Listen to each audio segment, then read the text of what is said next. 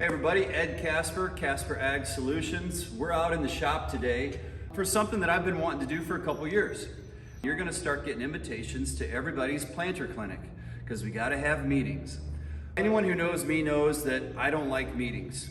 We're gonna change things a little bit, and it is important to refresh on the basics. With that, what I thought was we pulled Frampton into the shop, and we've got our harvest row unit here that we're gonna use for demonstration purposes, and we're gonna do our planter clinic right here on YouTube. Feel free to watch it, ignore it, fast forward it, rewind it, whatever you wanna do from the comfort of your own home. So before we get rolling, we wanna let you know what we do here. We like to see ourselves as a planter performance shop. Maybe you need something, maybe you don't, but if you do, we're a dealer for Precision Planting, Harvest International, Yetter, Martin, Copperhead, and wear parts. So with that, if you need something, we'll be glad to get you a price on whatever it is you're looking to do. Let's get started. First thing you want to do, look at the general appearance of everything. Especially check your frame. Is there any cracks? Is there any problems? Next thing is inspect your hoses. This unit here still has a lot of hydraulic hoses. There's a lot of way bigger, way more complicated planters on the market than this. So take your time, check your hoses and look for leaks. Oil is leaking, there's a reason. Check your lights, check your reflectors, check your SMV emblem. Do it now while you got time. When I get the planter inside, first thing I like to do is tear it down completely. Take all the rows all the way down to the shank. Inspect your shank, look for any cracks. Next, you're gonna wanna look, we call it a frog in this part of the country. Some folks call it a seed tube protector, but take yourself a 5/8 wrench, and if the bottom here, if that fits on that wrench, you gotta replace them. If you're putting on new discs, go ahead and replace them. We've heard too many examples of that having actually a huge impact on yield. This is this is a MaxEmerge Plus row unit. It's got the stud that comes out from the shank. I call this a thread chaser. I just like to get on and chase them threads and clean them up. It's a better deal when something this important is taken care of and the threads are super clean. You want to inspect your seed tube for wear. This is a Wave Vision seed tube, kind of like what we have here. You can see the bottom of that is pretty well reinforced. If you're running normal seed tubes like this Bullseye, you want to look down here at the wear and tear on the bottom because this can wear out and cause you problems in how you're dropping your seed. You want to make sure that the structural integrity of this opening is still pretty solid. The other thing you want to look at checking out your shank is your Keaton seed firmer. Not all this stuff applies to everyone planting across the corn belt. Take all this with a grain of salt. When you're looking at your Keatons, number one, if the planter is set on the ground, you're going to want to be able to lift that Keaton and hear it snap. That's a pretty good, cheap reference for the tension on your Keaton. You want the bottom of that Keaton to be flat. So as time goes on and you're rubbing that V-trench, this is going to wear out and become more of a U. If you're really cheap, you can pull that Keaton off, take it over to the grinder on the bench, grind that bottom flat again, put it back on, as long as you've got some good spring to it. Once you're sure that your shank is good, you've cleaned up your threads, you're pretty confident you don't have any cracks, anything visual like that, your Keatons are looking good, all your guts up on the inside are looking pretty good. Next thing you do is put your discs back on. If you're running a 15-inch blade, if they get to where they're wearing that bevel or they get down to 14.5 diameter, it's time to change them. And I know that disc openers cost money, but when you're looking at the impact that your corn planter has, this is too important to ignore. So if you're sitting right at 14.5, just replace them. You'll be glad that you did. Next comes setting them up, snugging them up, and checking your gap. This doesn't apply to all planters. I know some planters have different setups, but most planters on the market, you're checking the gap. Now, what we do here is we'll bring a business card in from the bottom up till it's snug, and then we bring one in from the top until it's about snug, and then we measure that gap right there. Check your owner's manual. Some say 1.5 inches, some say 2. What I like to do is get it correct, and then I like to lay about 1/3, check it again, spin it, and check it again. The reason I want to do that is if we're setting at 1.5 inches and we get it set, we spin it 1/3 and then we're off, we're 1.75 inches. Maybe your disc opener, if they're not brand new, maybe if they are new, maybe your disc opener slammed a rock and you're out of round. I've got another YouTube video on how to check the run out on your disc openers. Maybe your shank is bent or your row unit sprung. That's why I like to turn them 1/3, 1/3, 1/3. Then I like to tighten them down pretty darn good, check them again, because things change as you change how tight you get them, and get that set correctly. There's nothing more important than the V-trench when you're trying to plant this crop and make this corn planter do the things that it's supposed to do. Sometimes folks run a scraper on their disc. This demo row unit has them. I have run them on mine, but I haven't maybe in the last 10 years. If your gauge wheels are set correctly and you're able to plant in good conditions, you don't need them. Go 100 miles in any direction from my shop and get different theories on what you need to do and how you need to do it and where the soil types vary. This is how we do it around here, and this is what I teach. Disc openers are back on. We feel really good about the disc opener gap. Now it's time to start looking at your gauge wheels. Your gauge wheel arms rest up here on what we call a mustache. And you're going to want to check that for excessive wear and tear. Check that bolt that holds the mustache up to your T-handle. This is a 3-inch gauge wheel that's spoked. And in the last couple years, this has become my favorite design. A couple reasons. Number one, I've been told more than a couple occasions that the Downforce algorithm was originally written based on a 3-inch gauge wheel. Number two, when our row cleaner is flicking trash out of the way, I want to make sure that a normal row cleaner, the way that it flicks trash, is plenty out of the way so that my gauge wheel is not running over the trash, which is going to impact your planting depth. As far as the spoked face on these gauge wheels, I don't live in an area where we have to kind of push the envelope and plant in the mud. However, a good customer of mine brought this up yesterday. He plants into peat ground, or we call it peat bog. That's a real trick to deal with, and these are outstanding for peat ground because it lets that spongy black dirt get out from underneath and not pack up what you're doing here. So this is my favorite design. Regardless of the design that you're running, they need to be calibrated the same, which means we need this gauge wheel up close to our disc opener. So when we lift the gauge wheel up, it should naturally fall down. We don't want to adjust it so tight that it gets up and it stays up. You also don't want it so loose off of the disc opener that when you plant and you lift at the end of the row, you look back and your gauge wheel is just spinning to beat the band. That's no good either. And here's why. Number one, that fine, super dry dust is going to accumulate inside your gauge wheel. And then what it's going to do is it's going to fall down in the trench on top of that seed that you just spent an enormous amount of money per bag to buy and to plant. That seed is coming out at about 30% moisture. That super dry, fine dust is probably about 0. It's going to equalize, which means it's going to suck the moisture out of that seed and turn it into a dud. We're working too hard here to let that happen. So we want to make sure that we're up close to that disc and that it falls down naturally. That's how I like to set the gauge wheels and what I'm trying to accomplish. Another thing to consider with your gauge wheel arms, this area right here that rubs up on that mustache. This is something to keep an eye on. Sometimes guys will take their gauge wheel arms and they'll flip them over because the other side doesn't have any wear and tear at all. I've seen aftermarket kits that kind of clamp around this and bypass any divot that's been worn into your gauge wheel arm. I know Copperhead comes out with some kits that can help tighten up this bushing. This bushing right here is a big deal because if you've got slop in your bushing, you've got slop in your gauge wheel, that means you've got slop in your depth. We're planting for consistent depth so that we can get consistent moisture. You're going to want to check this bushing. There's aftermarket kits to tighten them up.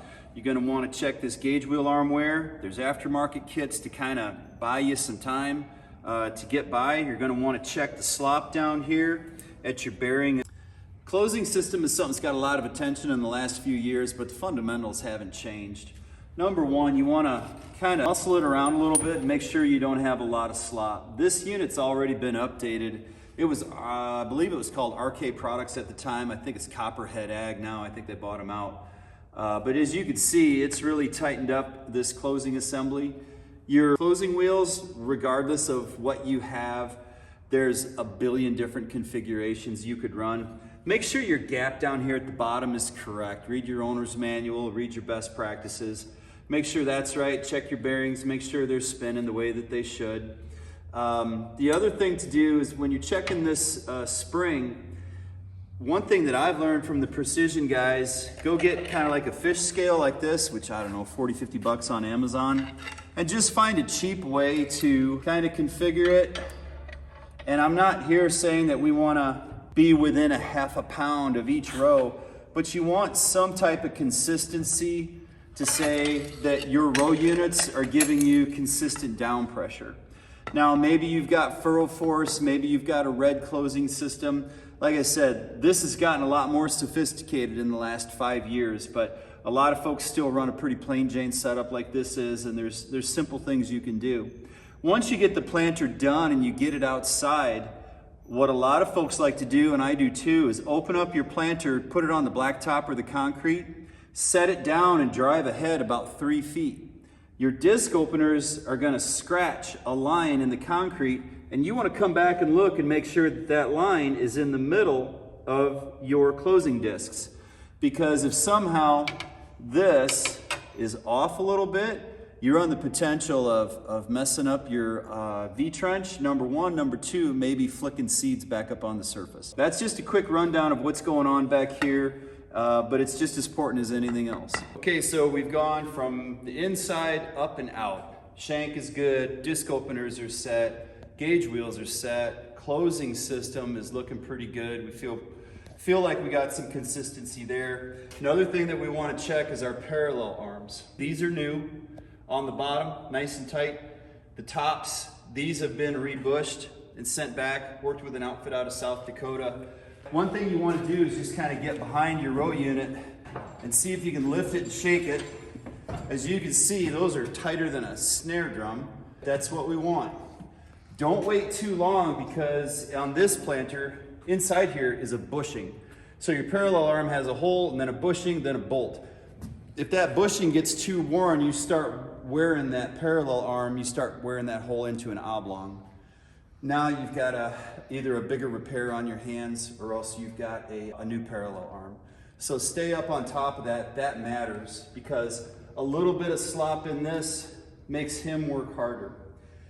When I talk to farmers, they'll say, well, you know, Ed, I kind of set my disc opener, it's close enough. The run out on my disc blade, it doesn't really matter. And the gauge wheels being up close to the disc, it doesn't really matter. Your closing system being straight on line of your disc openers, that doesn't really matter. Well, next thing you know, you've stacked up 6 or 7 or 10 things that don't matter, and they start to add up and they start to compound on themselves. You've got one chance to get your planter pass right. Make sure all these little things are set up as good as they can be before you leave the shop. All right, we've made it this far. We feel pretty good about the row unit itself. Now we're going to talk about the meters. I am a big believer in running them on a test stand. I think I've been a precision dealer for 13 or 15 years. I've run about 5,000 meters on the test stand. You don't often see total disasters, but it's just the peace of mind of trying to find gremlins in the system before your neighbor's going and you're not, because you didn't check things out. For finger meters, the bad news is that's 60-year-old technology. The good news is if you keep up with them, maintain them, keep them clean, and you get the right size seed, you can still do a fantastic job of planting corn with them. Just keep your speeds down. Anybody that tells me that they plant 6.5 miles an hour with finger meters and that they do a great job, they're lying. So if that's what you got, we're gonna make the best of it. For a lot of you folks, you're still using E-sets. And E-sets were a tremendous shot in the arm for consistency. If you've got E-sets, check a couple things. Number one is the seal on your door. E-sets, we wanna run about 18 inches of vac. And especially right here in this corner and up in this corner, we're looking for excessive wear and tear and cracks. Same with your hub seal. You want to check that hub seal, make sure it's good. Make sure your brushes are firm, have good integrity. Make sure your singulator is happy. You got your paper clip in good shape. This guy down here is important. I don't know how close you can get, but you see that little notch right there on your extractor? When this tab wears down even with that little indent, he's toast. And believe it or not, these do make quite a bit of difference when it comes to doing a good job planting with your E-sets. I'm not saying you gotta run your meters every single year. A lot of folks in this area run them every other year, and that usually turns out pretty good. But these little extractors on E-sets, change them every year, it's worth it. And just keep up on your corn disc. Make sure that your cells aren't oblonged, make sure they're round, and make sure your seals are good. A lot of the same thing goes for a V-set. You want to check that seal. This is a V-set Classic. See that right there? We got a crack on that guy. Get rid of that. Change it out now. Your knockout wheel, make sure you got good integrity on your knockout wheel, that your spring is there. Your cells on your disc are nice and round. They're not oblong. Take a look and make sure that for your corn disc, you have your corn singulator installed. Whatever meter it is you're running, take some time to inspect them. If it's been a couple years, nobody likes to write that check, but better have peace of mind now. This year, more than any, we can't afford mistakes. We can't afford to lose time. Now, with this planter here, 12 row that we named Frampton, one of the fortunate things is it's V-drive. So I don't have hydraulic drive motors, I don't have sprockets, I don't have hex shafts, I don't have chains, I don't have any of that. Does that mean that V-drive is foolproof and never breaks down? It does not. If you have a planter that has all of those mechanicals, it's critically important to check all that. One thing that I was taught is take a screwdriver and put it on the bearing and hold that up to your ear, and that's going to tell you a story if that bearing's good or not. Now's the time to look, now's the time to change them. That whole drive system needs to be inspected. What I've seen a lot of, and thankfully we've got 20/20 monitors, is when there's a hiccup in the hex shaft somewhere, it'll usually match up as a consistent whoops on the monitor. Because you'll be watching the seeds go by and you'll be seeing mistake, mistake. When we see that, we know we've got something mechanical going on. Now's the time to go through that entire system, make sure everything's good. The other thing that I like to do, this is something I bought from Menards, it's magnetic. Stick it right there. So then when you go out to plant this spring and that planter is in the ground and it's rolling, you can check that to make sure that your bar is level. What happens is if your bar is leaned too far forward or if it's too far back, you're gonna have trouble getting your seed depth, or your closing system's gonna be out of whack, too aggressive or not closing the trench. So believe it or not, little things like that do make a huge difference, and this is a cheap way to ensure that that planter is level and that row unit is able to do the job the way that it's designed to do it. Downforce systems. A lot of folks are running springs on the parallel arms. A lot of folks have that one heavy duty spring. A lot of folks have bumped up to hydraulic, whatever you got, just make the best of it. For Downforce, you want to get around and look for any leaks, look for any dirt that's accumulated. Look for your pins, look to make sure your cylinders aren't bent. Sometimes I've seen these pop out and this is slid and it's either gone or ready to be gone. Just do a quick visual of your Downforce, maybe even go through and hold on to this and just give them a little tighten. Because no matter how tight you make them when you originally set this up and build it, things do loosen up over time. So give your Downforce system a good checkup, make sure you don't have cracks. I've seen row units that were throwing us a fit on the monitor. You go back and check everything on the row unit. Long story short, this pin came out and it was moving up and down freely, not impacting the row unit. Inspect your Downforce system, make sure everything's where it should be. Row cleaners, lots of folks have them. As you can see here, we've got Martins. I got these shark tooth from Yetter. They're kind of a fits-all universal, and I just love them. I love the shark tooth. Martin's always been a good product for me. You want to check, make sure that they're firm here where they bolt onto your row unit. Just give them a once over, make sure they're not sloppy, that the bearings are coming loose. There's usually a grease zerk on them. Take the time to grease them. If you're running clean sweep, check your fittings. As you can see, these are the metal fittings. These are expensive. These might be 10, 12 bucks a piece, but they're 100 times stronger than these black plastic ones, as you can see right there, and for obvious reasons. From what I've been told, Yetter has come out with an air cylinder that is the same dimensions as this, same price as this. I'm a Yetter dealer. The difference is I'm being told the Yetter one can be repaired. I am not aware that this clean sweep cylinder can be readily repaired. That might be something that we change here and we just start carrying Yetter air cylinders. I would rather pop one off, put a new one on, keep planting, and then repair that one in the off season. The row cleaners, we're gonna wanna make sure that they're offset accordingly and doing their job, which means we just wanna flick trash out of the way. We'd prefer to not be digging a trench in front of our disc openers. A lot of folks run wavy coulters. If you insist that you've gotta run them, make sure they're not going deeper than your disc openers. I like to see them a ½ inch or more shallow than your disc openers, and even then I'm not entirely comfortable with it.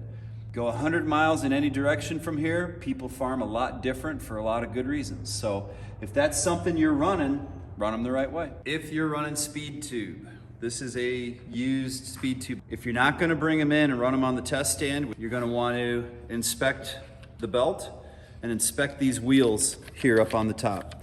Now these two wheels look like they're in pretty good shape. What I encourage is change these every year, and then the ones that look really good, keep them in a Ziploc bag as spares. For whatever reason, a seed or a rock gets stuck in there and that thing spins to beat the band and brrr, wears it down. You just don't know what's gonna be happening. Kind of like the extractor on your E-set. Just change them, then you know that everything's as good as it can be. Keep the really good ones as spares. Your vac blower and your vac system. The most important thing is blow it out, make sure there's not mice in there. Make sure that your hoses are good, your return to sump is good. Just give it a check out, because there's nothing worse than trying to get everything fired up and your vac blower misbehaves. One thing that I've done on my tractor, everything I've done in life has been back on your SCV engages. So back lifts up your planter, back lifts up your tillage implement. I was advised from someone a lot smarter than me, for your vac blower forward, you want to engage the vac blower. And then instead of clicking your SCV off, I was told to put it forward into float, because we want that vac motor to wind down on its own. We don't want to shut off hydraulics and slam it to a stop. It's a good way to blow up a hydraulic motor. That's what I've done for years. Seems to have worked. We've talked a whole lot about the green planter setup, and blue planters are similar. If you have a red planter, that red opening system is very, very different. You already know that. Number one, I've learned with that red opener system is it's a little more work, it's a little more expensive, but when you get it right, it's outstanding. We can help you with that for sure, and being a dealer for wear parts, we can get you the components that you need to keep it up to snuff and running it the way that you should. Now on those red planters, you got the offset discs, and Precision and Red will say they want just a little bit of a gap between those discs. I've got customers who run them and they set them so that they're barely touching. I know that it works for both of them. You do what you feel best at, you do what you know is gonna perform, and if you need any help with those red planters and red systems, be sure to give us a call. We'll be glad to work it through for you. Liquid systems. If you have liquid on your planter, whether you're running a simple ground drive pump, running it through a red ball, orifice at the row, or whether you're running V-Apply on every row, doesn't matter. You're gonna wanna make sure that everything's flushed out, cleaned out, prepped, ready. If you're running V-Apply, maybe get it in on a Liquid Max. You can get that in on a test stand. That's a good way to prepare. Anything you can do to check the system, check the connections. If you've got a hydraulic drive, ground drive, like I say, electric pump, test it out. See if you can put it under a load in the shop before you get out, because that stuff's expensive and you don't want to waste time. So don't ignore that liquid system. Make sure it's been winterized, not leaking, ready to rock and roll. For your monitors, I could speak more specifically to the Gen 2 and Gen 3 precision monitors. Software updates are always an item of contention. Well, I don't want to update the software because everything's working right now. What I tell folks is if you want to leave that software and everything's working, that's fine. If we get to a point where something's not working right and we got to call in for support, first thing they're going to ask you is what software version are you on, and we're going to have to update. So you're better off to update. My dirty little secret is if they come out in February and say, we've got new software for the new growing season, don't put it in. The guys in Texas, deep South Texas, they start planting corn like around Valentine's Day or towards the end of February. They're going to be the first ones to try the software and find the problems. And then like Louisiana, Mississippi, Arkansas, then they come next. They find the next set of bugaboos with the software. So I tell my customers up here in Northern Illinois, when Missouri and Southern Illinois, when they start planting corn, then grab that version of software and install it, and we should be good, because the Southern guys, they got lots of advantages, but one disadvantage is they get the software with the gremlins. The other thing that's really important with your monitor, obviously make sure we've got full communication, run all the health checks that you can, run the GPS offset checks, make sure you get outside that you have GPS signal. I had a customer last year, 24 row, loaded up with seed, loaded up with fertilizer in the corner of the field, ready to set it down and go, and it wouldn't fire. You know why? He didn't have GPS. It happens. It's not the worst thing in the world. As far as that monitor goes, the other thing that I want you to do is when you do your GPS offset check, go to that page that has all your measurements, and snap a picture of the planter measurements, and snap a picture of your tractor measurements. Because you just don't know. Your monitor might go on the fritz and you gotta get another one and slap it in there fast. You'll have all those measurements, punch them in, you're off and running. In conclusion, is that everything that there is to know that's ever been known about corn planters? I'm sure that it isn't. I'm sure there's other things you could do and tweak. By all means, feel free. Give me a call, 309-208-0117. If you got something you do, if you've got a question on something that we've talked about, we see ourselves as a planter performance company. We've got the products that we like, we got the products we sell and stand behind, but what's important is getting the most out of the planter that you have and making the most of the time and the window available to get that crop planted in as good a conditions as possible. Thanks for watching, we appreciate it. We'll talk to you soon.